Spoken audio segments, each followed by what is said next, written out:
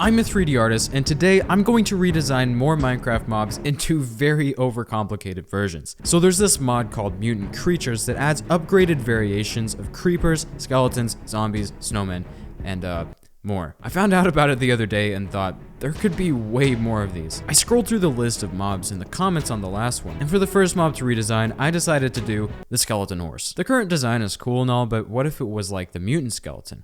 What if it was the mutant skeleton? Basically, a mutant skeleton centaur. Let's make it happen. I started by making the spine, which this is a horse and a skeleton combined, so it kind of reminds me of a worm. Next I made the arms and then the shape of the spine. I made sure to study horse anatomy so that it looks somewhat like a horse, and soon enough the legs were all blocked out. After rotating it around to make it look more natural, I started adding the ribs. These did understandably take a while, but it was absolutely worth it. The whole time I was referencing a horse skeleton to make sure everything looked right, and it did, so I started adding details to the head. I'm gonna make him have a giant underbite with random teeth and other stuff. I also made the head hollow and added horns. Since it's a skeleton, I made him a bow that is just a bigger version of the Minecraft one, and now the model's looking good. Next is texturing, which involves a lot of snapping, painting, and testing. Every time I do this, I always just forget how to do texturing for Minecraft stuff, so it took a while, is what I'm saying. I tried several different materials for the shoulder pads, like obsidian and gold, but I ended up settling with cobblestone. The rest of the texturing took another hour or two, but soon enough, it was all done and looking good. I like to imagine the skeleton centaur just kind of roams fields peacefully at night, and then it sees someone, just starts booking and just start drifting around trees, quick scoping people.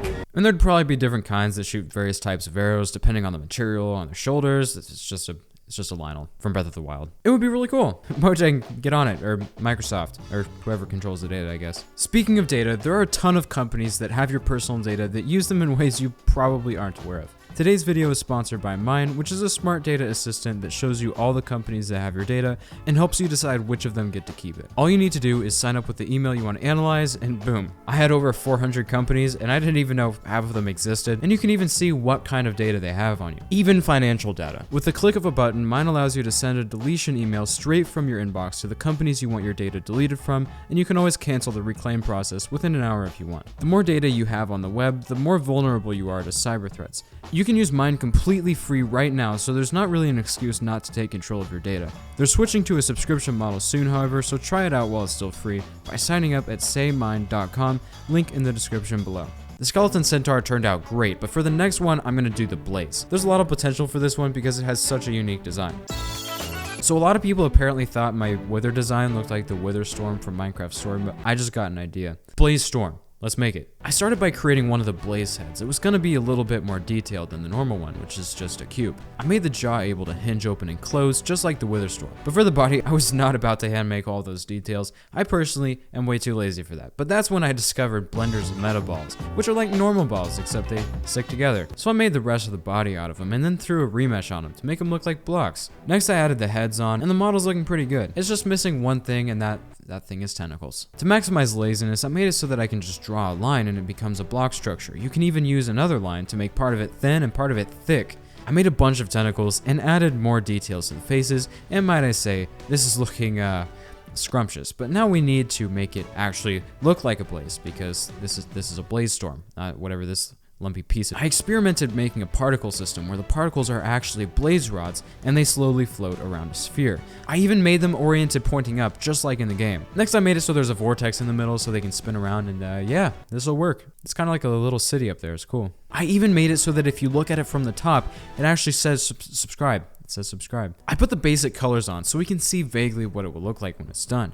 And I can already tell this is going to be one complex design. The only problem I have with this is that the storm part in the middle doesn't look like the actual blaze, which has clouds of smoke instead. So I managed to turn Minecraft into a zip folder so I could find the smoke textures. I gave them random colors between gray and black to mimic the original reference. Next I made a particle system to emit them from the original model, and yeah, that's not gonna work. Soon it was looking really cool, and I even gave the smoke negative gravity so it would rise up over time. Next I made it so the smoke pieces always face the camera no matter where you are. I ended up removing the body entirely to be more accurate to the original, and it definitely helps, I think. It's really kind of cool how the vortex system works, even with so many particle systems. But you know what else would be kind of cool? lava tentacles that also have little 3D lava particles in case we didn't have enough of those already. Since it's lava, I made it glow in the dark, and now let's see how it looks with textures. First, I finished up the blaze rods and made those glow as well. Looks a lot better than the checker pattern from before. Finally, I hand painted a more menacing blaze head texture, which I like, but also this looks like cheese to me. I definitely did not expect this one to end up so crazy, but I am definitely not complaining. Imagine you're in the nether just trying to get some heck juice and this thing just comes out of the lake and starts projectile vomiting hundreds of fireballs or something. So here's the final results again. Thanks so much for watching. Here's the next video. I want to apologize that this video isn't edited as crazy as usual. I'm graduating this week and usually these edits take like 40 hours plus. So if you're still watching, I just want to say thank you. I appreciate you and I hope you have a great week. Oh shoot, I forgot to add another depth of field joke.